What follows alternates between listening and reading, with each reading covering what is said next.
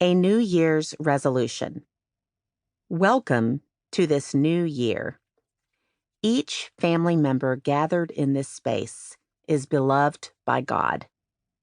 What if, at this special time, each and every week this year, you resolved to look in the eyes of these people you hold dearest in this life and remind them of their belovedness?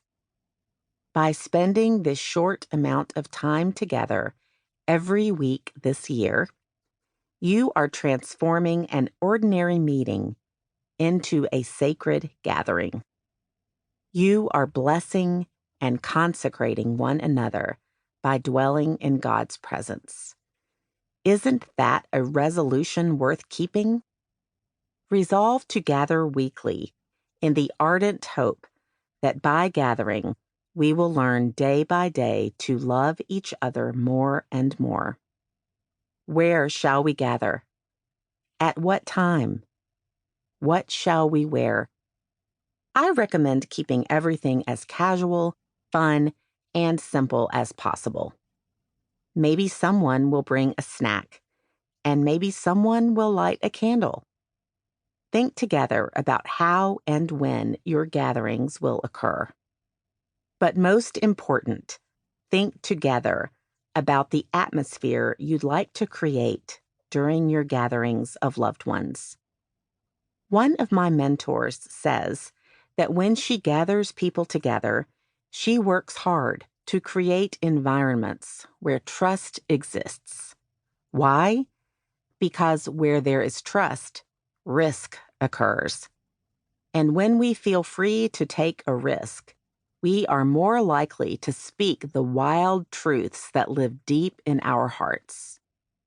May this weekly gathering become an ecosystem where you and your families can be real, can be vulnerable, and can dwell in the presence of God's liberating love.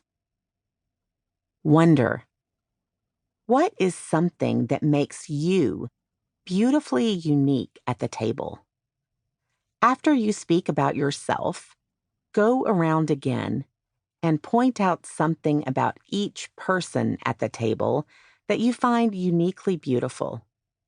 Listen and let this discussion inspire you to proclaim something new you'd like to try to learn, do, or express as this year begins. Try. Use paper and markers to write a blessing that can begin each of your weekly gatherings this year.